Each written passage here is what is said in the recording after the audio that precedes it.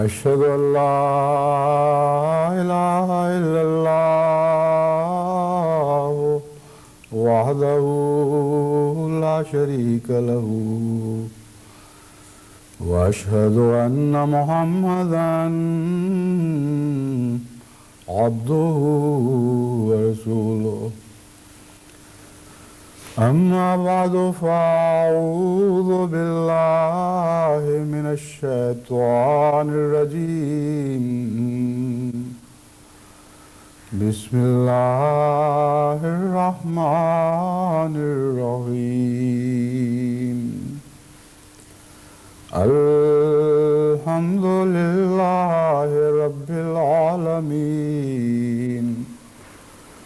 الرحمن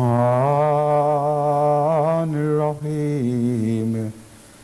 مالك يوم الدين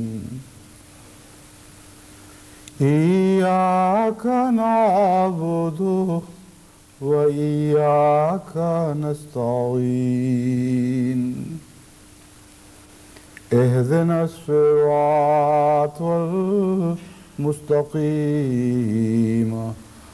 صراط الذين أنعمت عليهم غير المغضوب عليهم ولا الضالين۔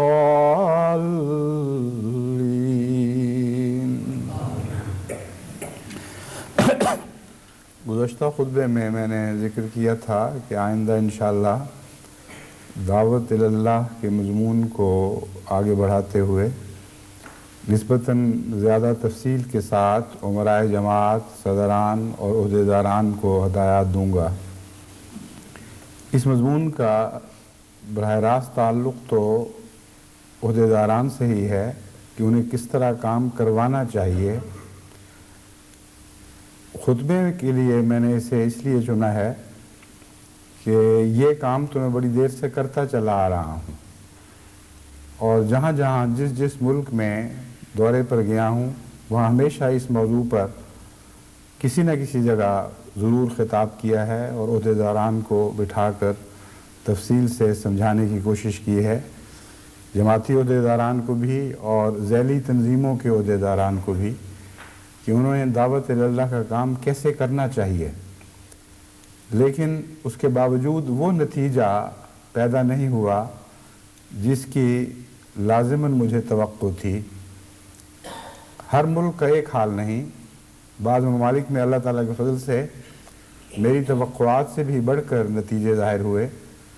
کیونکہ جن لوگوں کو مخاطب کر کے میں نے بات کی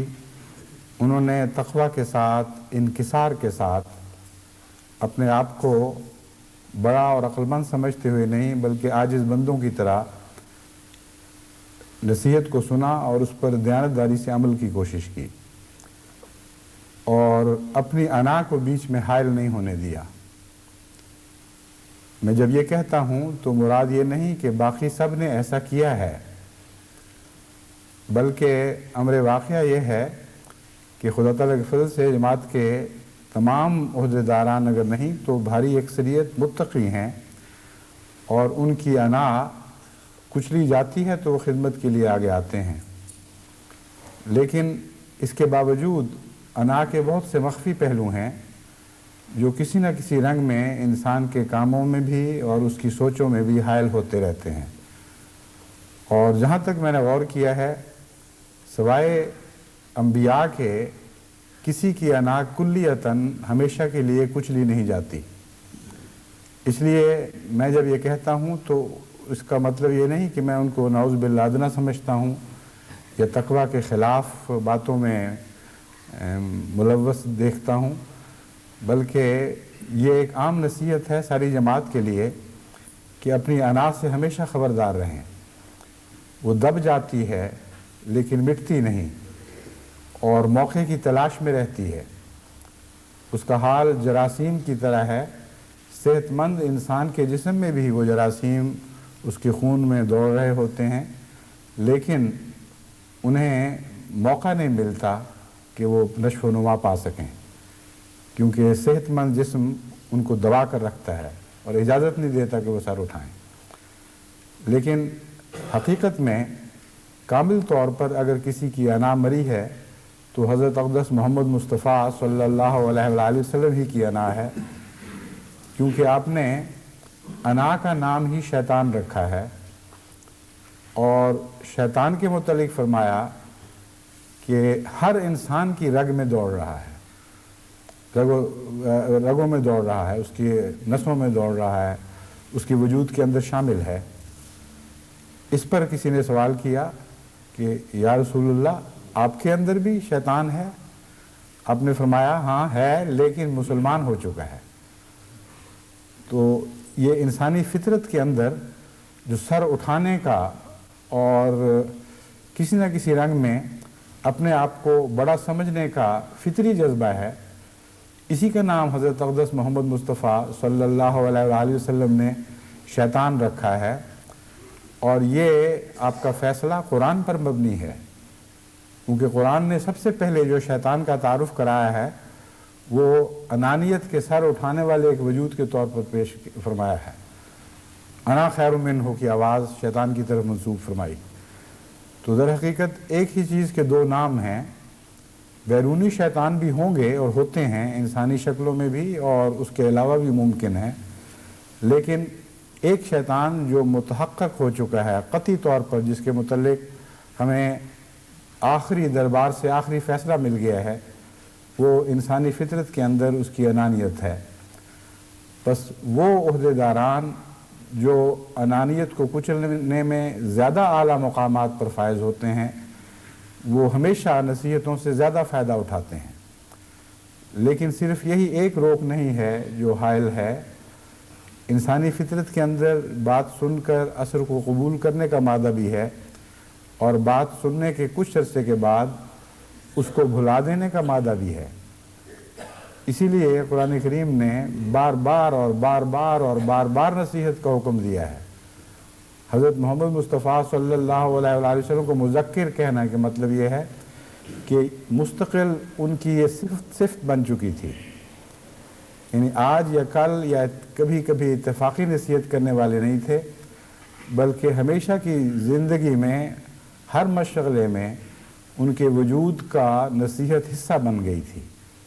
اور آپ کی ذات میں نصیحت ایسی شامل ہو چکی تھی کہ خدا نے خود آپ کو مذکر، ہمیشہ کا دائمی نصیحت کرنے والا نام رکھ دیا۔ بس اس لیے بھی نصیحت کی ضرورت پڑتی ہے، ضروری نہیں کہ انانیت کا ہی کوئی شعبہ سر اٹھا رہا ہو، انسانی غفلت ہے، کمزوریاں ہیں جو نصیحت کو سن کر ان کو بھلا دینے کی طرف انسان کو مائل کر دیتی ہیں۔ بس اس پہلو سے میں جب عہدیداران کو نصیحت کرتا ہوں یا ان کے متعلق بعض دفعہ یہ تبصرے کرتا ہوں تو ان کی دل آزاری ہرگز مقصود نہیں، میں امید رکھتا ہوں وہ تحمل سے سنیں گے، اور یہ واقعاتی تبصرے ہیں، ان سے مفر نہیں، یعنی ان کو بیان کیے بغیر بات پوری کھلے گی نہیں۔ واقعہ یہی ہے کہ میں کہتا جاتا ہوں اور پیچھے سے باتیں بھلائی چلی جاتی ہیں، اور یہ سلسلہ بڑی دیر سے جاری ہے۔ چنانچہ میں نے یہ فیصلہ کیا ہے کہ ساری جماعت کو وہ باتیں سمجھاؤں، کیونکہ ساری جماعت کو اگر علم ہو کہ ہمارے متعلق یہ توقعات ہیں، یہ ہمیں لاہ عمل دیا جا رہا ہے، تو اگر عہدیداران کبھی غافل بھی ہوں تو جماعت ان کو بیدار کرے گی، اور جماعت کے علم میں براہ راست آئے گا کہ ہم سے کیا توقعات ہیں اور ہمیں ان توقعات کو پورا کرنے کے لیے کیا مدد دی جا رہی ہے یا کیا مدد دی جانے چاہیے۔ اس ضمن میں پہلی بات تو میں یہ سمجھانی چاہتا ہوں کہ معلومات کی کمی خود بہت بڑی نقصان کا موجب بنتی ہے۔ اب جو میں خطبے دوں گا مجھے امید ہے کہ اس کے نتیجے میں فائدہ پہنچے گا، کیونکہ معلومات عام ہوں گی، لیکن جو نصیحتیں میں کرتا رہا ہوں ان کو جماعت تک پہنچایا نہیں گیا، اور جماعت کی بھاری اکثریت ان سے غافل ہے، ان کو علم ہی نہیں کہ کیا توقعات تھیں، کس طرح ان توقعات کو پورا کرنے کے لیے میرے ذہن نے نقشے بنائے، اور کس طرح میں نے احباب جماعت کو اور عہدیداران کو سمجھانے کی کوشش کی۔ معلومات کی کمی کا یہ حال ہے کہ اکثر احباب جماعت کو جو ترقی یافتہ ممالک میں رہتے ہیں اور مستعد ہیں، اور جہاں ذرائع ابلاغ بہت ہی اعلیٰ درجے کے اور ہر شخص کو مہیا ہیں، وہاں بھی عام باتوں کا بھی احباب جماعت کو علم نہیں ہے۔ مثلاً اگر کوئی ان کو ایک دوست ملتا ہے جو بلغارین زبان بولنے والا ہے تو وہ گھبرا کے مجھے خط لکھتے ہیں اور کہتے ہیں کہ کیا بلغارین زبان میں بھی کوئی لٹریچر موجود ہے؟ بعض دفعہ عربی کے متعلق پوچھتے ہیں کہ کوئی کیسٹ ہو، کوئی ابتدائی معلومات کی کتابیں ہوں تو ہمیں بتائی جائیں۔ اس کا مطلب یہ ہے کہ ان کو یہ پتہ ہی نہیں کہ جماعت اس وقت تک لٹریچر کی تیاری میں اور آڈیو ویڈیو سامانوں کی تیاری میں کس حد تک آگے جا چکی ہے اور کیا کیا چیزیں مہیا ہو چکی ہیں۔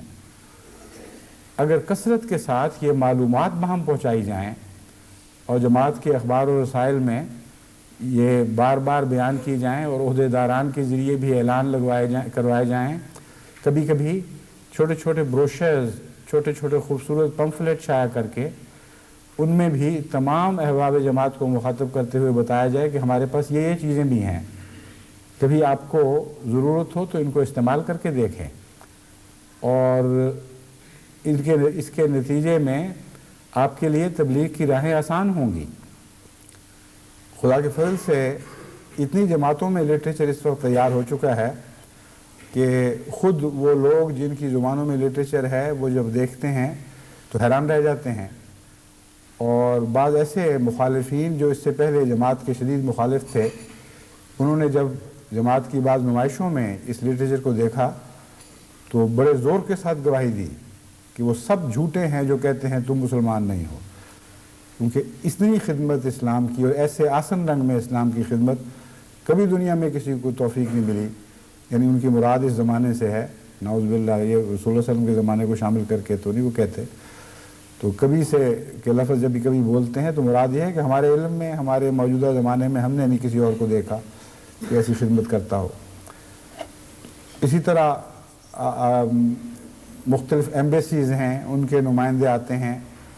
مختلف احمدی ممالک میں جا کر وہ لٹریچر کو دیکھتے ہیں تو غیر معمولی طور پر دلچسپی لینے لگ جاتے ہیں، لیکن اس سلسلے میں جو لا علمی کی کوتاہیاں ہیں ان کا آغاز خود امیر جماعت یا عہدیداران سے ہے۔ مثلا ان کے پاس، ان کو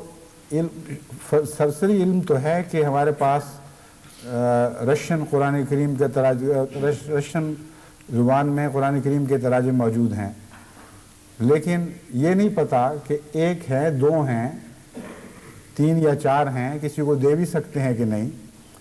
جس کا مطلب یہ ہے کہ جو پارسل گئے وہ کھل کر کسی جگہ لگ گئے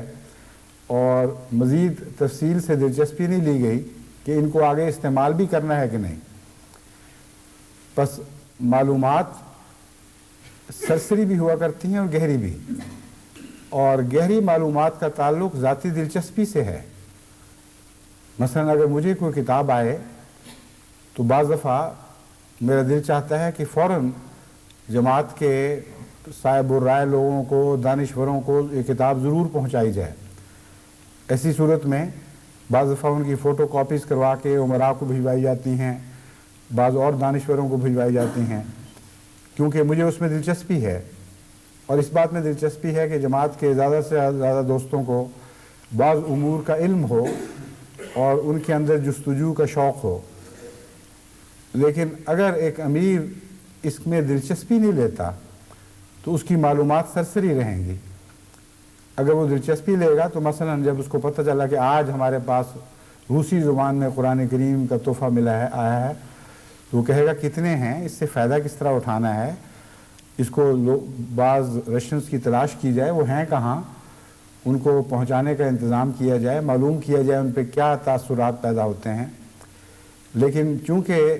بات وہیں ختم کر دی گئی اس لیے مزید معلومات حاصل نہیں کی گئیں۔ پھر اچانک مجھے خط ملا، میں مثالیں دے رہا ہوں، نام نہیں لوں گا،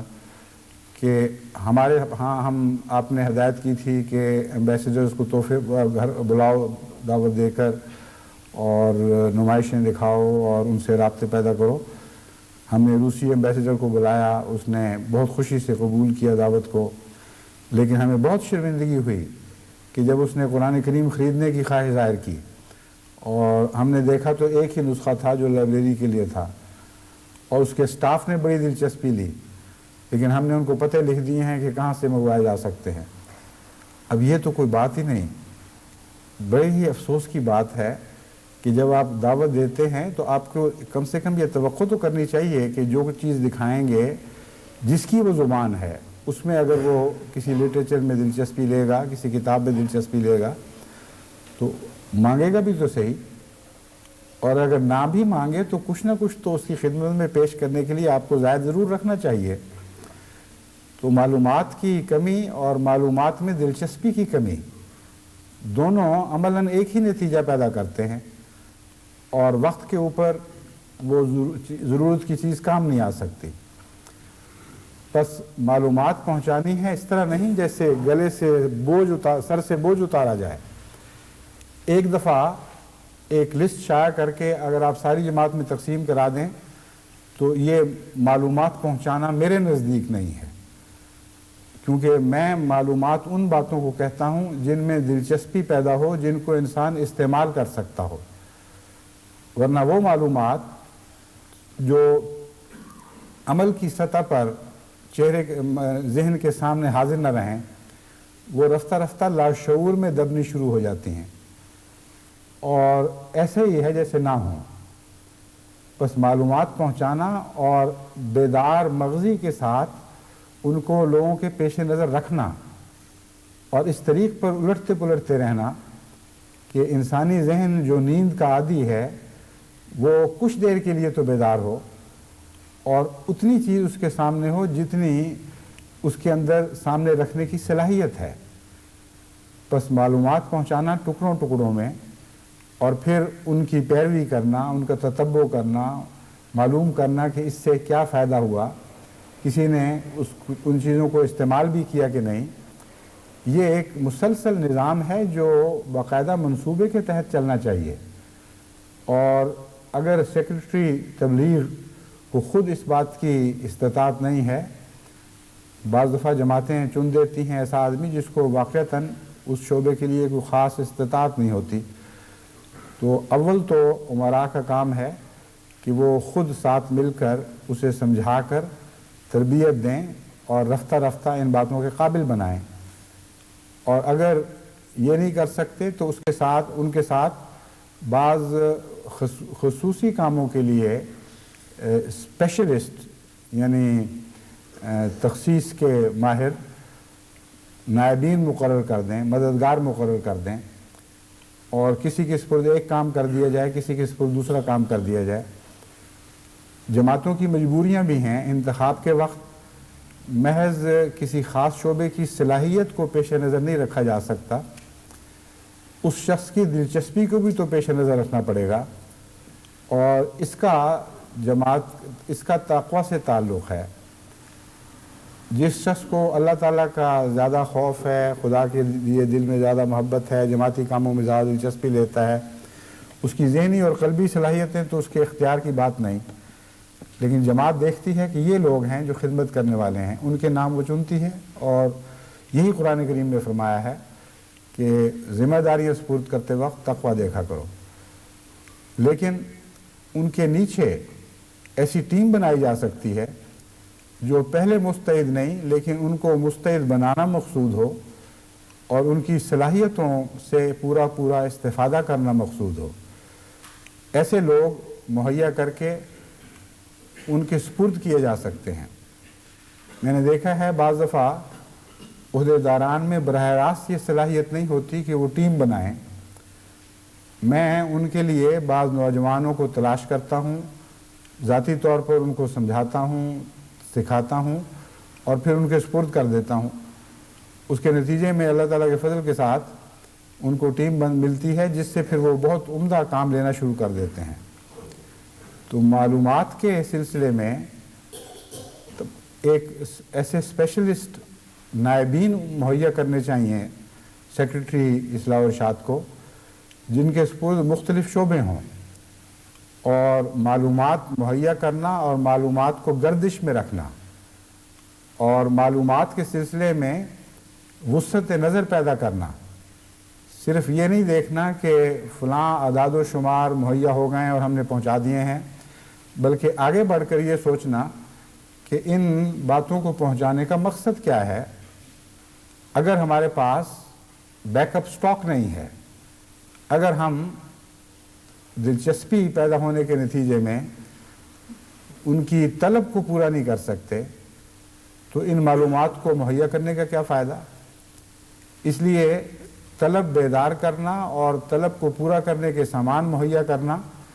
یہ کام ہے اس مخصوص نائب کا جو سیکرٹری کے ساتھ اس کام کے لیے متعلق ہو۔ اس کو خطوں کی دعوت کرنی پڑے گی مرکز سے بار بار، یا مرکز سے کر تو سکتا ہے، لیکن اصل طریقہ یہ ہے کہ اپنے ہیڈ کوارٹر سے، اپنے ملک کے متعلقہ شعبے سے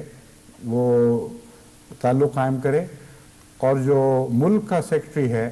وہ مرکز سے براہ راست تعلق قائم کرے اور ان سے کہے کہ ہم نے یہ معلومات مہیا کی ہیں، فلاں فلاں کتب کے متعلق تعارف کرایا ہے، ان کو استعمال کرنے کے ڈھنگ سکھائے ہیں، اور ہمارے پاس صرف 2 موجود ہیں۔ اب طلب شروع ہوگی تو ہم کیا کریں گے؟ اس لیے ہمیں اتنی ضرور بھجوا دیجئے۔ اسی طرح رفتہ رفتہ ان کے لیے جگہیں بھی مہیا کرنی ہوں گی، کہاں کتابیں رکھی جائیں، کس طرح ان کو سلیقے سے رکھا جائے کہ وقت کے اوپر آسانی سے نکالا جا سکے۔ کام شروع کیا جائے تو جتنا کام سمٹتا ہے اتنا آگے بھی بڑھتا ہے، اور اسی طرح ہمیشہ معاشرے ارتقاء پذیر ہوتے ہیں۔ جتنا زیادہ آپ کام سمیٹنے کی کوشش کریں گے، آپ فارغ نہیں ہوں گے، بلکہ کام بڑھے گا، اور کام بڑھے گا تو پھر آپ کو اور آدمیوں کی ضرورت ہوگی۔ اسی لیے میں نے پہلے خطبے میں ہی یا دوسرے میں یہ نصیحت کی تھی کہ ایک بہت ہی اہم دعا قرآن کریم نے ہمیں سکھائی ہے، اس کو ہرگز نہ بھولیں، خود بھی کرتے رہیں اور اپنے نائبین کو یا متعلقہ عہدیداران کو بھی سمجھاتے رہیں کہ رب ادخلنی مدخل صدق واخرجنی مخرج صدق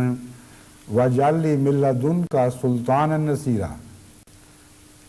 جس کا مطلب یہ ہے کہ اے خدا، ہم جب تیرے نزدیک اس لائق ہوں کہ اعلیٰ مرتبے تک پہنچیں اور تو ہمیں اس اعلیٰ مرتبے میں داخل فرما دے، تو وہاں ٹھہرائے تو رکھنا تو مقصود نہیں ہے، ہم تو اس سے یہی توقع رکھتے ہیں کہ تو مزید اگلے درجے کی طرف ہمارے قدم بڑھائے گا، اور ایک ہی مرتبے پر نہیں ٹھہرے رہیں گے۔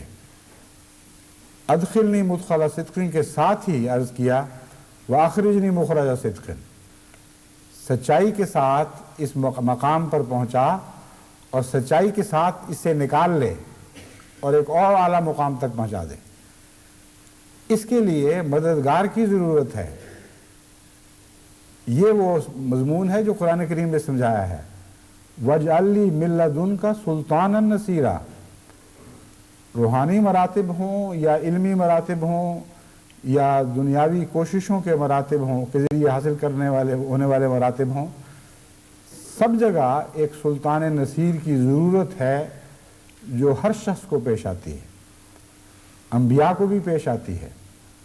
انبیاء کے روحانی مراتب کے لیے ان کو جبرائیل سلطان نصیر کے طور پر عطا کیا جاتا ہے، روح القدس عطا کی جاتی ہے، اور دنیاوی دین کے دیگر مشاغل میں اور دیگر مقاصد کو پورا کرنے کے لیے فرشتوں کے علاوہ انسانی فرشتے بھی مہیا کیے جاتے ہیں، ابو بکر اور عمر اور عثمان و علی پیدا کیے جاتے ہیں ان کے لیے۔ تو آپ کو بھی سلطان نصیر کی بہرحال ضرورت ہے، اور سلطان نصیر اندرونی بھی ہوتا ہے اور بیرونی بھی۔ اندرونی طور پر تو چند مثالیں میں نے دیں، بیرونی طور پر خدا تعالیٰ غیروں کے دلوں میں بھی اپنے پاک بندوں کی مدد کے لیے تحریک فرما دیتا ہے، اور اچانک ضرورت کے وقت ایسی جگہ سے مددگار مہیا ہو جاتے ہیں جن کے متعلق انسان وہم و گمان بھی نہیں کر سکتا۔ تو اس مضمون کو صرف دعا کے طور پر ادا نہیں کرنا، بلکہ اس کی حکمت کو سمجھ کر اس پر عمل کرنا ضروری ہے۔ بس آپ جب کسی عہدیدار کو تیار کرتے ہیں تو رفتہ رفتہ اس کو سلطان نصیر مہیا کریں، یا اس میں یہ صلاحیت پیدا کرنے کی کوشش کریں کہ نوجوانوں میں سے یا دوسرے بعض دفعہ ایسے بوڑھوں میں سے بھی بہت بڑے مددگار مل جاتے ہیں جو ریٹائر ہو گئے ہیں، اپنے کاموں سے فارغ ہو گئے ہیں، ان کو زندگی کا کوئی اور مشغلہ درپیش نہیں، اور اگر جماعت ان سے فائدہ نہ اٹھائے تو وہ ضائع ہو کر رفتہ رفتہ ایک بیکاری کی زندگی میں خدا کے حضور حاضر ہوں گے، اور کوئی مومن پسند نہیں کرتا کہ بیکاری کی حالت میں اپنے رب کے پاس جائے۔ بس ایسے بوڑھے جو فارغ ہوں ان میں خدا تعالیٰ بعض دفعہ یہ تحریک پیدا فرماتا ہے، اور یہ بھی دعاؤں کے نتیجے میں ہے کہ وہ اپنے آپ کو پیش کرتے ہیں تاکہ آخری سانس تک خدمت کا موقع ملے، تو ان سے بھی فائدہ اٹھانا چاہیے۔ سلطان نصیر پیدا کرنے کا ایک فائدہ یہ ہے کہ ان کے لیے بھی یہ نصرت ہے جن سے خدمت لی جاتی ہے، اور یہ سلطان نصیر کی دعا دو طرفہ کام کرتی ہے، کیونکہ وہ لوگ جن کو پہلے دین کی خدمت کی عادت نہیں، جب رفتہ رفتہ ان سے خدمت لی جاتی ہے تو ان کے اندر سے ایک نیا شعور پیدا ہوتا ہے، وہ سمجھتے ہیں کہ ہمیں تو اب زندگی کا پتہ چلا ہے، اس سے پہلے تو غفلت کی حالت میں وقت ضائع کیا، اور ان کو زندگی کا لطف آنے لگ جاتا ہے، اپنے سے کام لینے والوں کو دعائیں دیتے ہیں، اور اللہ تعالیٰ کے فضل کے ساتھ وہ دین کی مدد کر رہے ہوتے ہیں اور دین ان کی مدد کرتا ہے، اور ان کے اندر بھی وہ روحانی ترقی کا سفر شروع ہو جاتا ہے جس کا اس دعا میں ذکر موجود ہے۔ تو تبلیغ کرنے کے لیے جب آپ کام شروع کریں گے، لٹریچر کے ساتھ جماعت کو متعارف کرائیں گے، آڈیو اور ویڈیو کے ساتھ جماعت کو متعارف کرائیں گے، تو لازماً اس کے نتیجے میں یہ کام بڑھے گا، اور کام بڑھے گا تو اس کام کو سمیٹنے کے لیے مددگار بھی چاہیے اور کچھ خرچ بھی چاہیے۔ اس کی طرف توجہ دینے کی ضرورت پیش آئے گی۔ مثلا میں نے دیکھا ہے جب ہم کہتے ہیں کہ آڈیو ویڈیو سے جماعت کو متعارف کرایا جائے، ان کو بتایا جائے بار بار کہ ہمارے پاس کیا نئی چیز آئی ہے اور کیا پہلی ایسی چیزیں ہیں جن سے آپ فائدہ اٹھا سکتے ہیں، تو طلب شروع ہو جاتی ہے۔ اس طلب کو پورا کرنے کے لیے جو مناسب مشینیں ہیں وہ موجود نہیں ہوتی۔ جب تک آڈیو ویڈیو اچھے طریق پر وسیع پیمانے پر پیدا کرنے اور ان کو بڑھانے کا انتظام نہ ہو، اس وقت تک ایک خلا رہے گا، معلومات بھی پہنچیں گی، طلب بھی پیدا ہو جائے گی، لیکن طلب کو پورا کرنے کے لیے اگلا قدم نہیں اٹھا سکتے۔ اس کے لیے الگ ٹیمیں بنانے کی ضرورت پڑتی ہے۔ چنانچہ یہاں انگلستان کی مثال آپ کے سامنے ہے۔ اللہ تعالیٰ کے فضل سے جب سے میں یہاں آیا ہوں، ایک بھی پروفیشنل کو جو فن کا ماہر ہو اس کے وقت کی اجرت دے کر ہمیں اپنے کاموں کو سر انجام دینے کے لیے رکھنا نہیں پڑا۔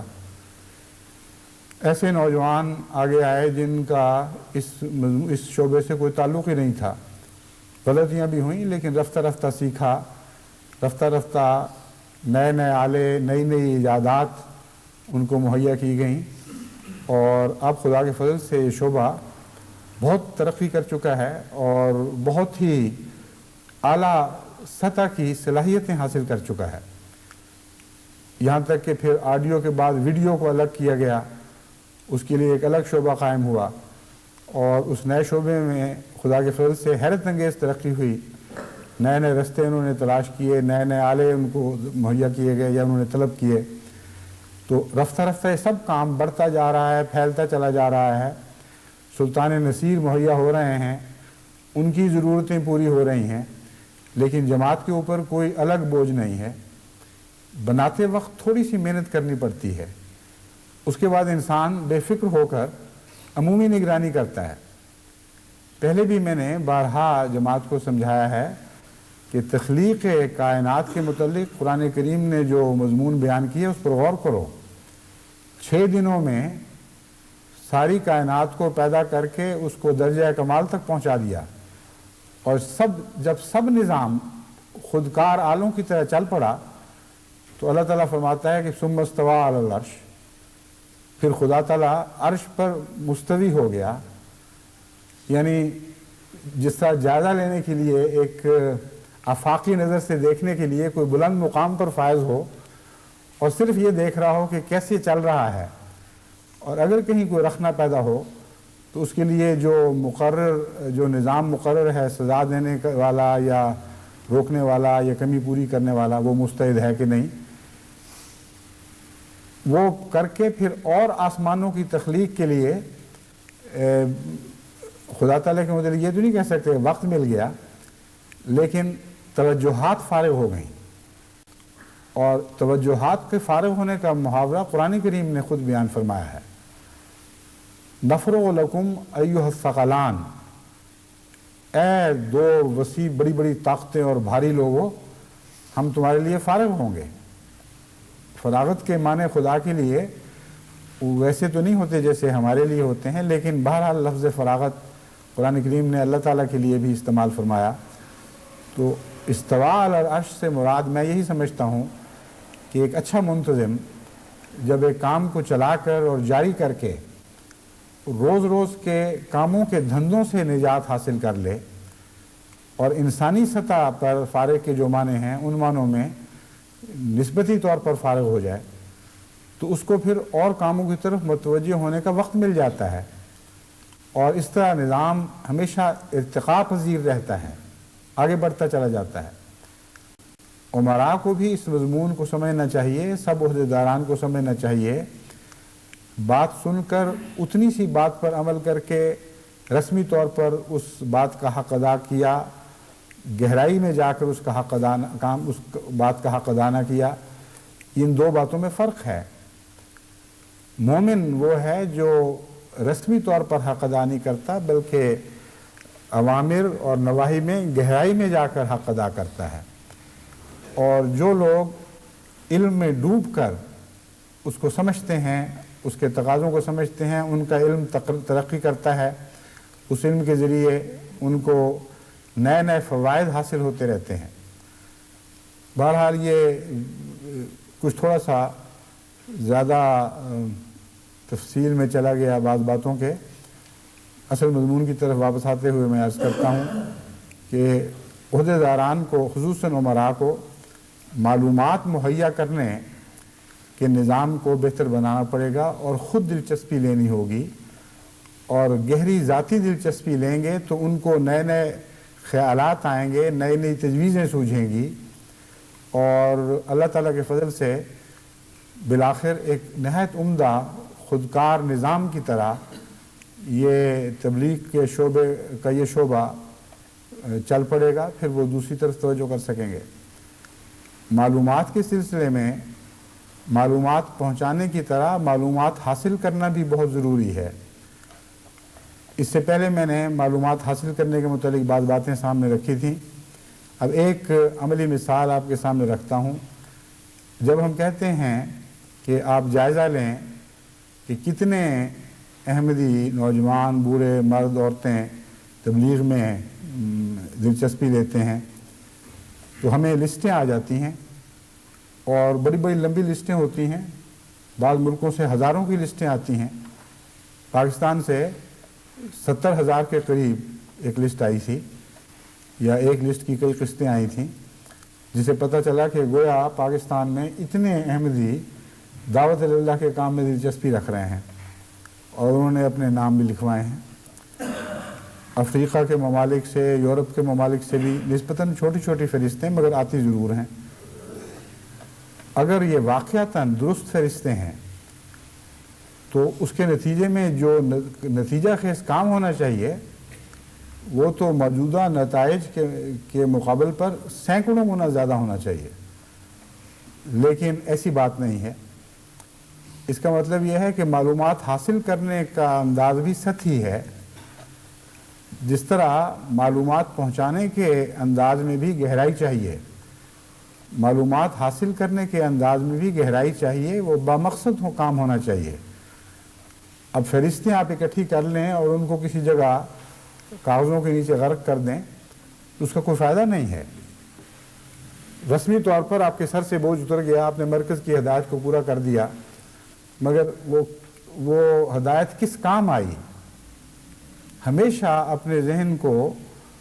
اس بات پر مستعد رکھا کریں کہ وہ نتیجے کی تلاش کیا کرے، صرف نتیجہ پیدا کرنے کے ذرائع کی تلاش نہ کرے بلکہ نتیجے پر دھیان رکھے۔ اگر نتیجہ نہیں نکلتا تو پھر قابل فکر بات ہے، کوئی نہ کوئی مرض لاحق ہے، یا کوشش کرنے والے میں نقص ہے، یا اس شخص میں نقص ہے، یا ان لوگوں میں نقص ہے جن کے لیے کوشش کی جاتی ہے۔ مگر اگر نتیجہ نہیں نکلتا تو تسکین سے بیٹھنے کا کوئی حق نہیں رہتا۔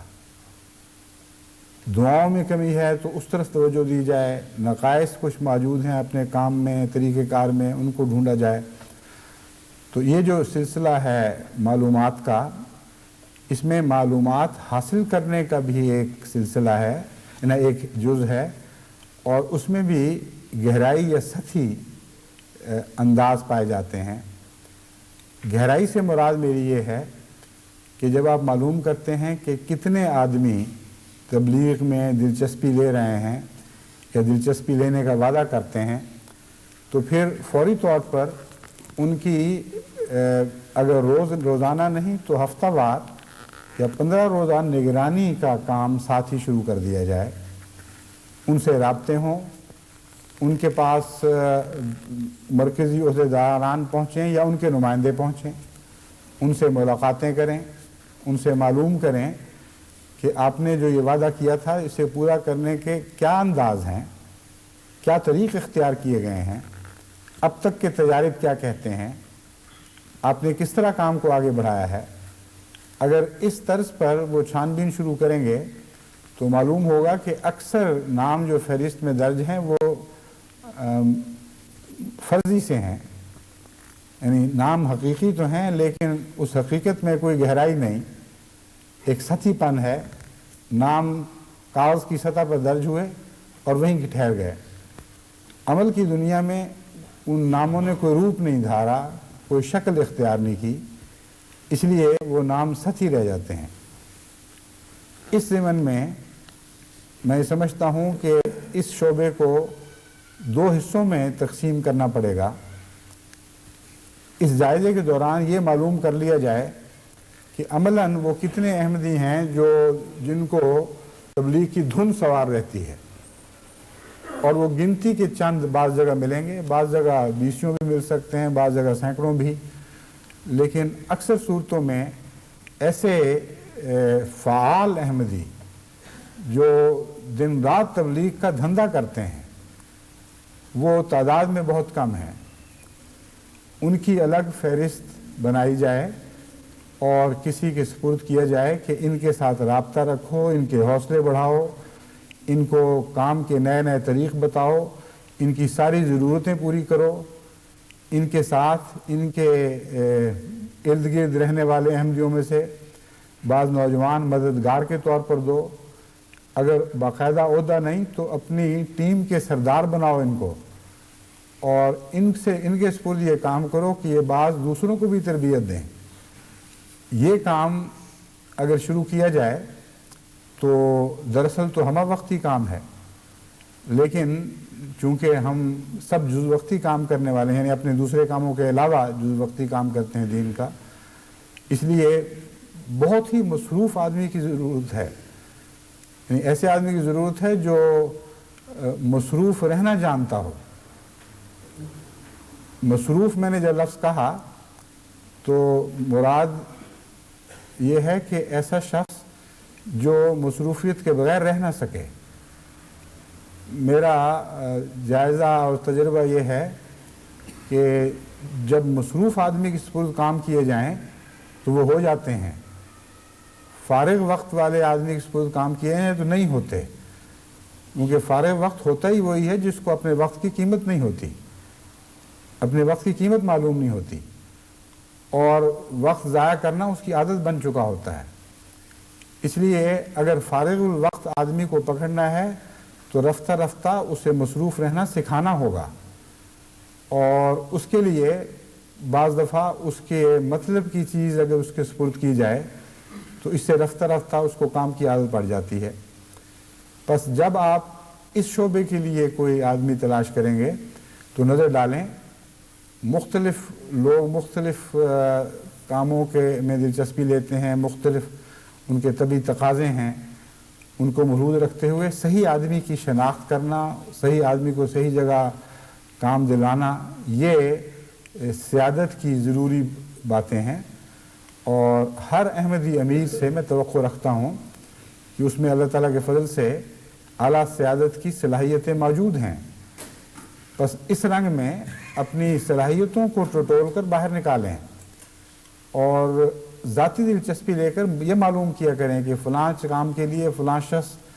موزوں ہے کہ نہیں۔ بس مصروف آدمی کو تلاش کریں، یعنی جو طبعاً اور فطرتاً کاموں کا عادی ہو، اور ایسے شخص کو جب آپ دین کے کام دیتے ہیں تو بالعموم یہ ہوتا ہے کہ اس کی دوسری مصروفیتیں جھڑنے لگ جاتی ہیں اور ان کی جگہ دین کے کام اس کے وقت کے اوپر قبضہ کرنے لگ جاتے ہیں۔ وہ شخص جو پہلے سمجھتا تھا کہ میرے پاس وقت نہیں ہے، وہ سمجھتا ہے کہ دوسری چیزوں کے لیے وقت نہیں ہے، دین کے لیے وقت ہے۔ تو ساری قوم اس طرح ترقی کرتی ہے۔ تو بہرحال ایسے آدمی کے سپرد کام کریں جو اپنے آپ کو اس میں کھو دے، یہ لگن لگ جائے اس کو کہ یہ میرا کام ہے، واسطے رکھے، پتہ کرے کہ یہ جو ہمارے مخلصین تبلیغ کر رہے ہیں ان کے کیا کیا طریق ہیں، پھر جو طریق اس کو پسند آئے اس سے دوسروں کو مطلع کرے۔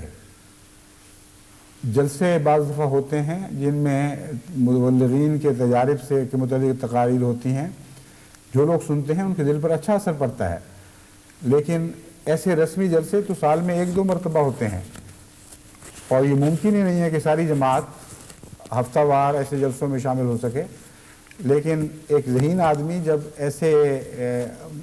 تبلیغ کرنے والوں کے واقعات سنتا ہے جس سے وہ متاثر ہوتا ہے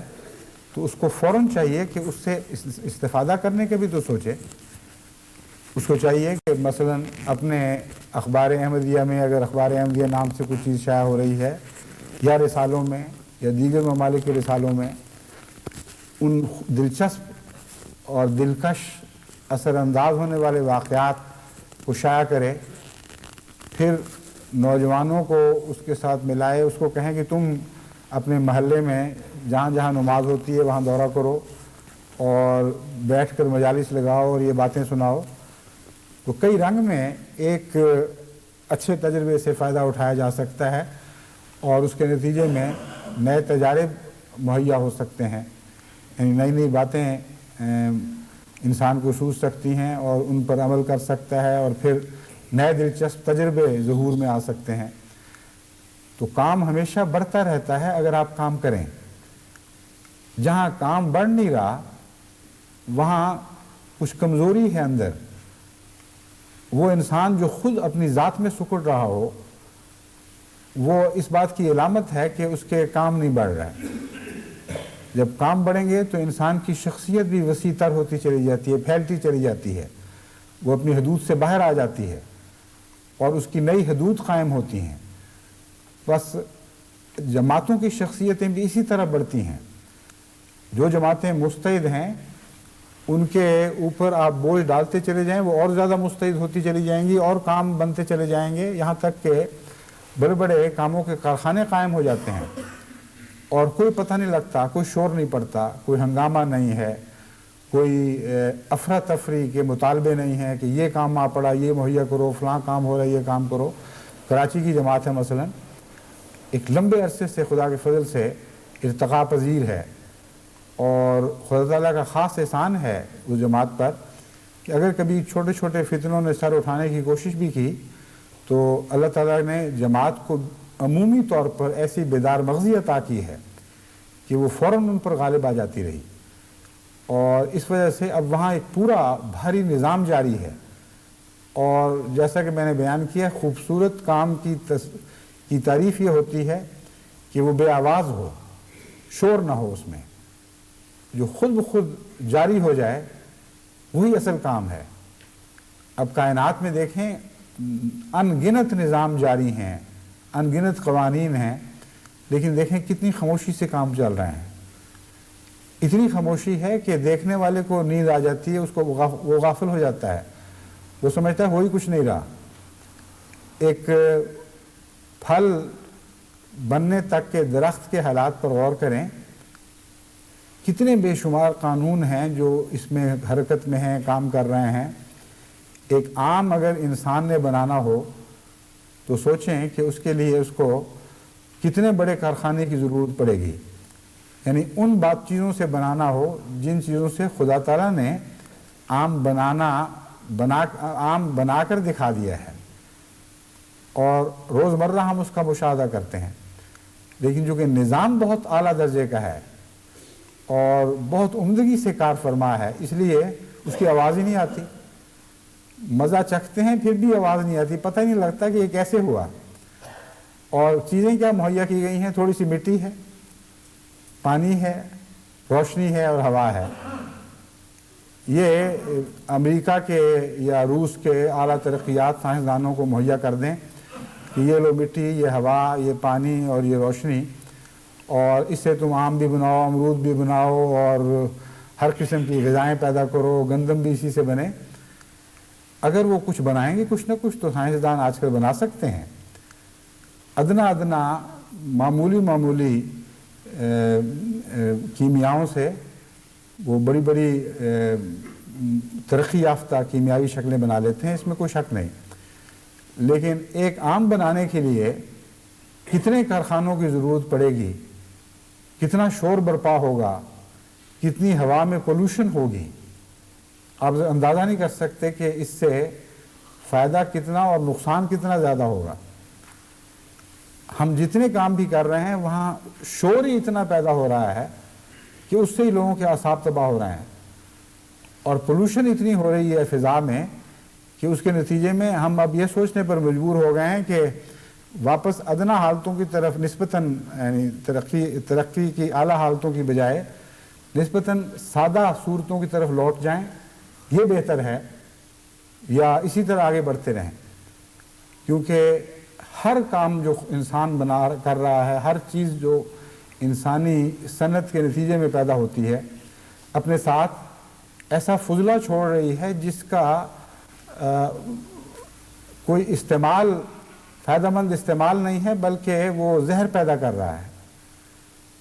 کائنات میں جو کارخانے اللہ تعالیٰ نے بنائے ہیں ان کا فضلہ, اس کا ذرہ دوبارہ صحیح مصرف میں استعمال ہو رہا ہے. اور یہ ہے صنعت کا کمال. اب آم بنے یا پھول بنے یا اور پھل بنے یا پتے بنے یا شاخیں بنے, جو کچھ بھی بنتا ہے,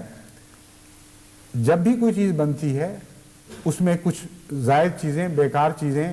نکل کر ادھر ادھر فضا میں پھیل رہی ہوتی ہیں یا زمین میں جذب ہو رہی ہوتی ہیں. بس خدا تعالیٰ نے جو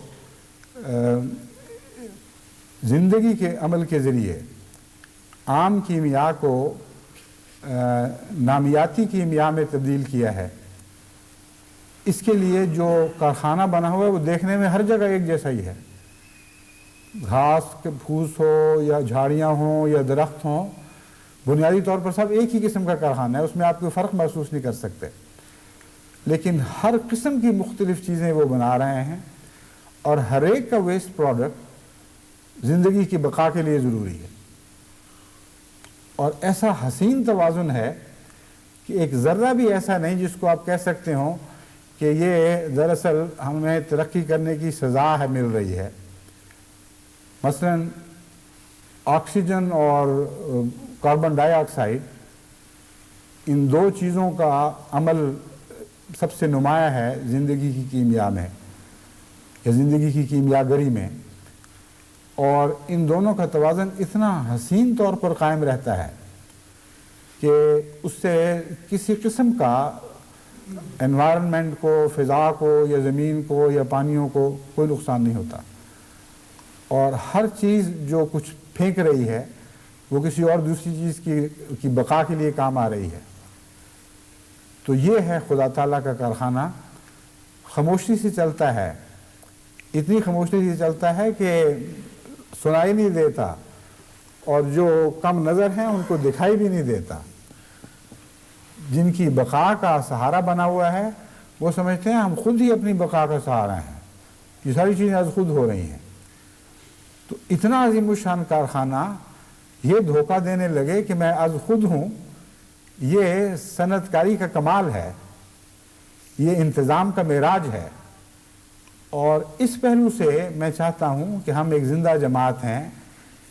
اس کے غلام ہیں جس کو روحانی اور علمی معراج عطا ہوا، اس لیے ہم بھی اپنے کاموں کو درجہ معراج تک پہنچانے کے لیے ہمیشہ کوشش کرتے رہیں۔ اور خدا تعالیٰ نے جس طرح ہمیں نظام کائنات کو چلانا سکھایا ہے، اسی طرح ہم اپنے نظام جماعت کو ترقی دیتے چلے جائیں، اور اس ترقی کی کوئی آخری منزل نہیں ہے، یہ ہمیشہ جاری و ساری رہنے والی ہے۔ جب ایک کام سے آپ فارغ ہوں گے تو دوسرا کام آپ کے سامنے آ جائے گا۔ فراغت کا یہ معنی نہیں کہ بیکار بیٹھو، فراغت کا مطلب یہ ہے کہ ایک کام کو جاری کر دو، وہ خودکار آلے کی طرح چل پڑے، پھر اس کو لطف کے ساتھ دیکھو، وہی تمہاری جزا ہے۔ پھر اپنے وقت کو دوسرے کام کے لیے استعمال کرو اور ایک اور کام اس طرح جاری کر دو۔ غرضی کہ اس طریق پر اگر ہم اپنے کاموں کو آگے بڑھاتے رہیں تو روز بروز جماعت اللہ تعالیٰ کے فضل سے ترقی کی نئی منازل طے کرتی رہے گی۔ یہ باتیں تو دو تین ہی کہی ہیں، لیکن ان کو تفصیل سے سمجھانا ضروری تھا، اس لیے پورے خطبے کا وقت انہی ایک دو باتوں میں صرف ہو گیا۔ آئندہ انشاءاللہ اسی مضمون سے متعلق مزید کچھ باتیں بیان کروں گا۔ آخر پر دعا کی طرف پھر توجہ دلاتا ہوں، کیونکہ میرا ایمان بھی ہے اور زندگی بھر کا تجربہ بھی یہی ہے کہ کسی کام میں دعا کے بغیر برکت نہیں پڑتی۔ دعا مانگیں اور دل ڈال کر دعا مانگیں، اپنی عاجزی اور بے کسی کو محسوس کرتے ہوئے دعا مانگیں، اور ہمیشہ دعا مانگتے رہیں، دعا کرتے رہیں۔ اللہ تعالیٰ ہمارے کاموں میں برکت دے، اور ہمارے خیالوں میں اور سوچوں میں برکت دے، اور ہمارے خیالوں اور سوچوں کو عمل کی دنیا میں ڈھالنے کی توفیق ہمیں عطا فرمائے، پھر ان کو برکت دے، ان کاموں کو برکت دے، اور پھل اپنے فضل سے خود ان کو لگاتا چلا جائے۔ خدا کرے کہ ایسا ہی ہو۔ ہم نے بہت سفر طے کرنا ہے، وقت بہت تھوڑا ہے، اور جیسا کہ میں نے پہلے عرض کی تھی کہ ہمیں کوشش یہ کرنی چاہیے کہ آج جو جماعت ہے یہ بالعموم اپنی زندگی میں 1 کروڑ نئے احمدی پیدا کر دے۔ اگر ہم اس مقصد کو حاصل کر لیں تو میں یقین کر دلاتا ہوں کہ وہ کروڑ پھر ایک جگہ ٹھہرنے والے نہیں ہوں گے، وہ 10-20 کروڑ بنیں گے، اور بہت تیزی کے ساتھ دنیا میں روحانیت کا آخری انقلاب برپا ہو جائے گا۔ اللہ تعالیٰ ہمیں اس کی توفیق عطا فرمائے۔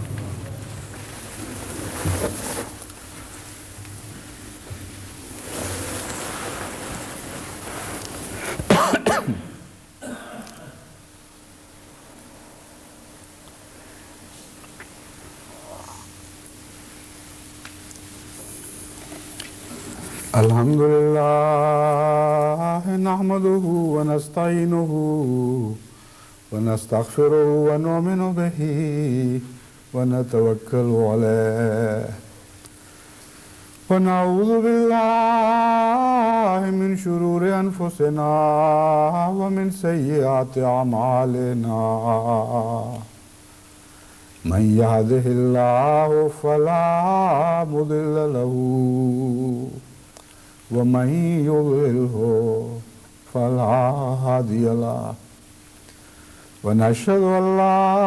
إله إلا الله وحده لا شريك له ونشهد أن محمدا عبده ورسوله عباد الله رحمكم الله إن الله يأمر بالعدل والإحسان وإيتاء ذي القربى